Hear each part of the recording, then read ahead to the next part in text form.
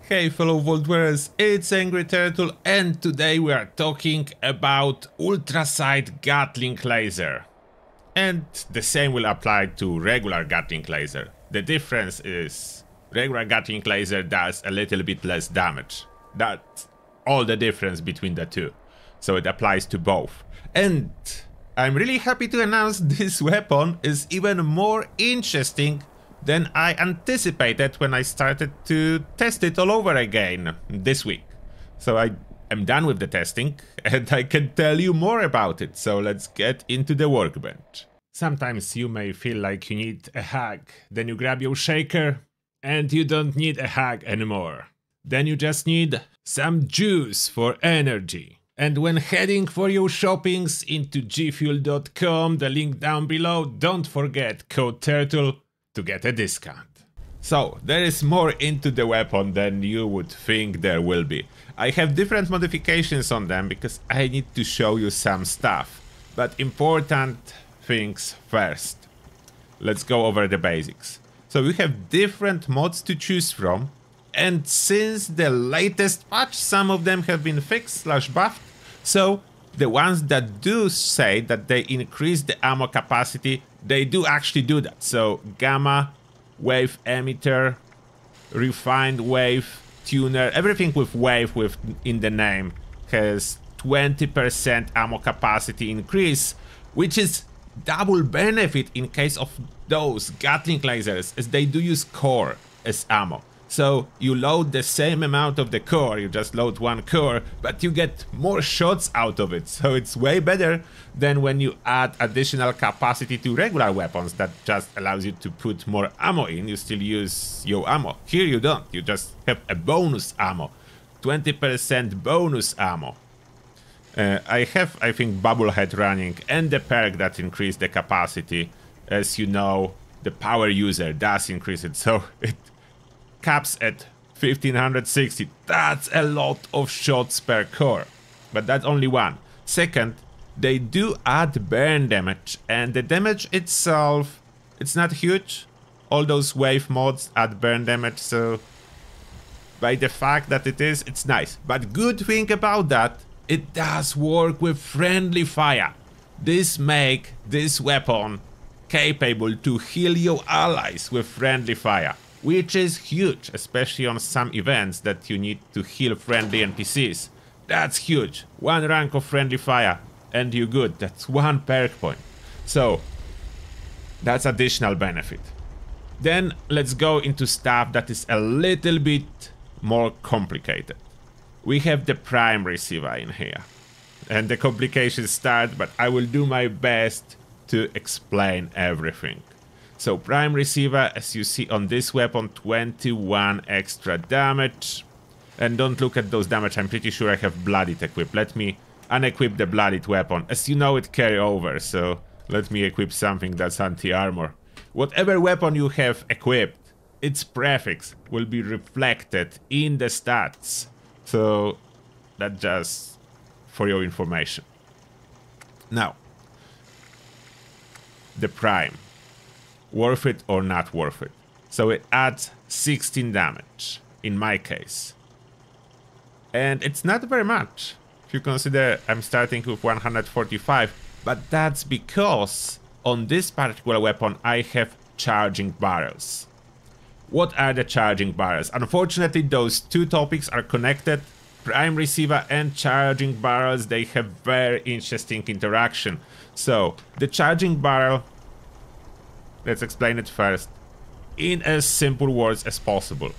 In normal circumstances, charging barrel doubles your damage, straight up, doubles damage of the weapon, it's multiplicative bonus, and takes away most of the fire rate. It just basically goes down from 182 to 30.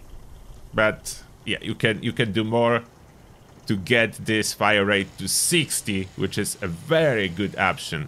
But the basics are fire rate goes down to 30, you get double damage per shot.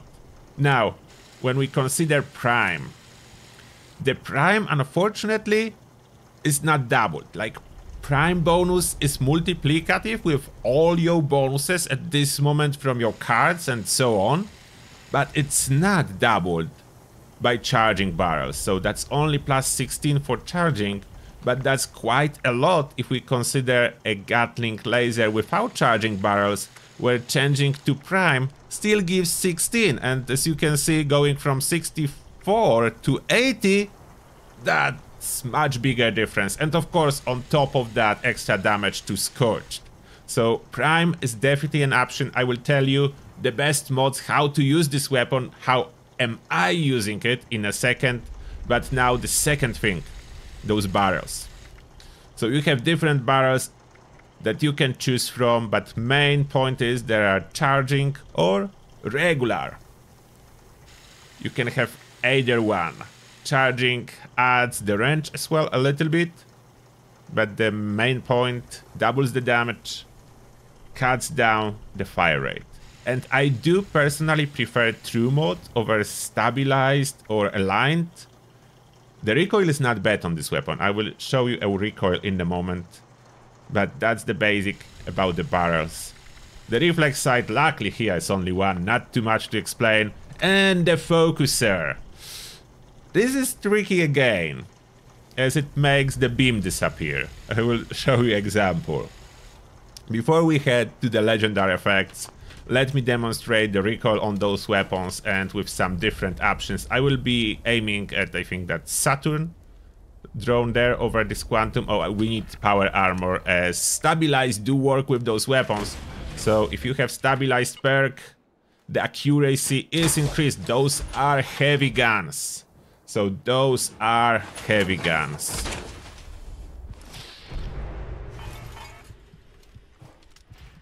So now that's the accuracy, and let's start with charging. Gatling laser with charging barrels. This is how it will fire.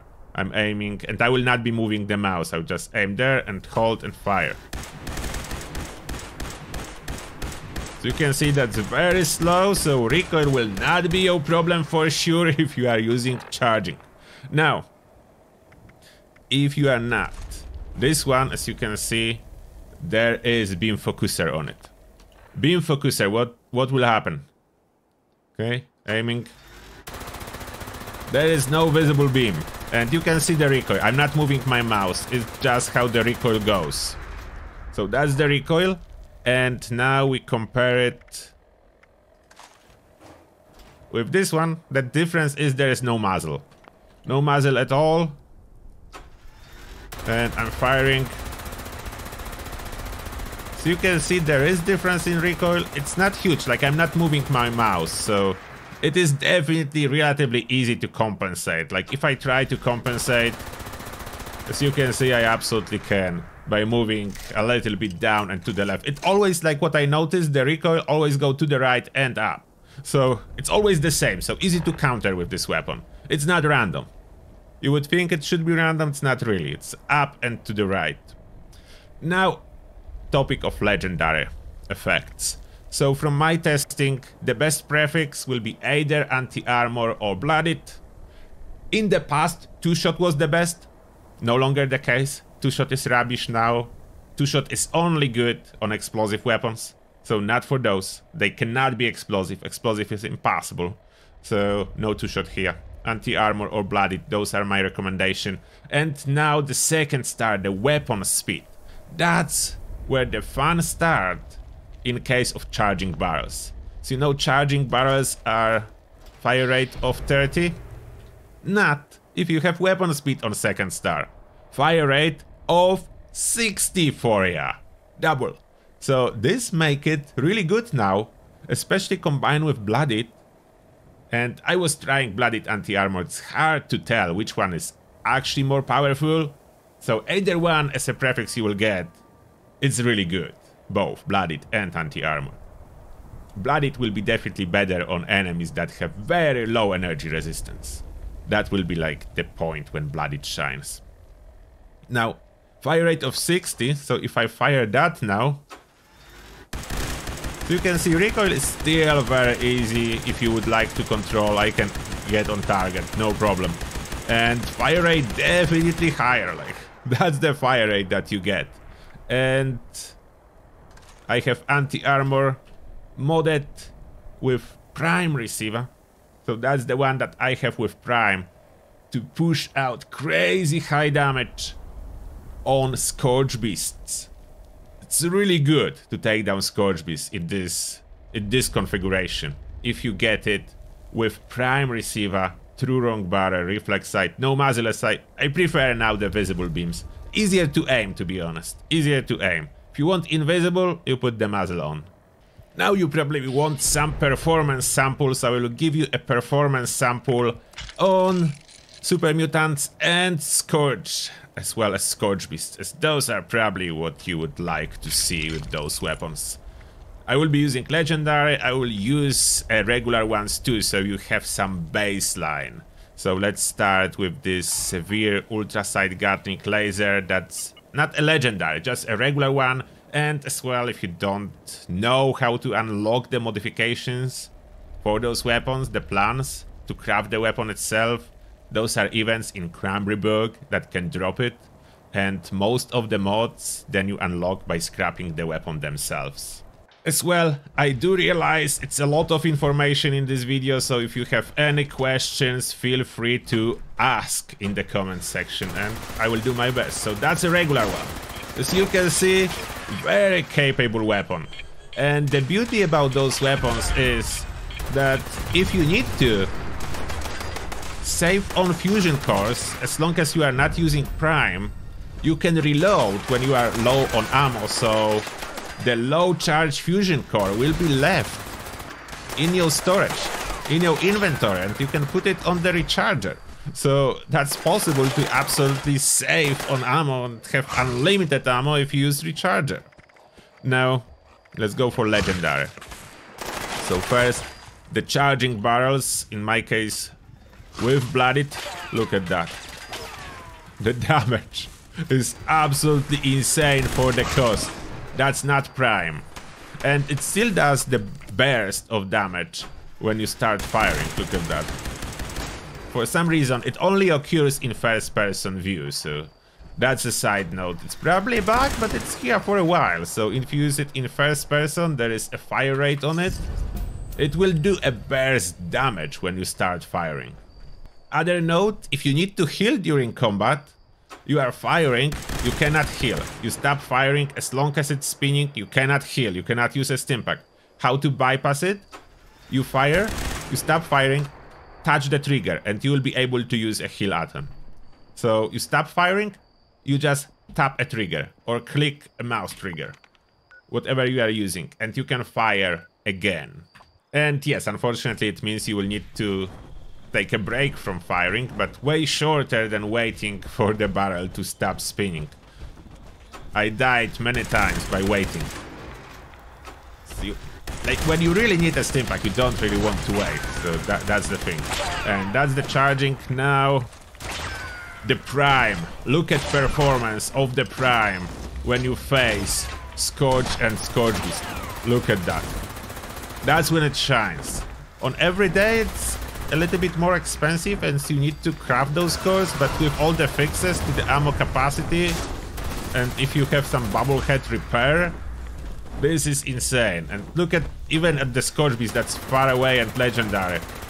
The biggest issue is stay on the target, but look at the damage when she's being hit, even though she's out of optimal range, it's melting. Look at that. Now I think she's in range. She's literally melting.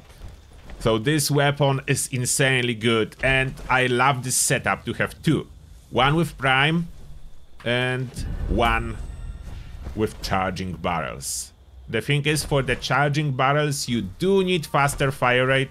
For the prime, regular prime mod, I have faster fire rate on both, but for this one I would not even need it.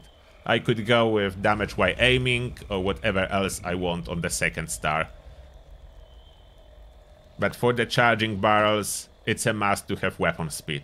So actually now, Gatling lasers, Ultracite Gatling lasers are indeed amazing with all the fixes and patches. they do perform well, and you could probably do entire build on the Gatling lasers alone, using regular and 1 prime. So this is the weapon for you. Let me know if you have any questions. And that being said, thank you a lot for watching, and see you all in the next one.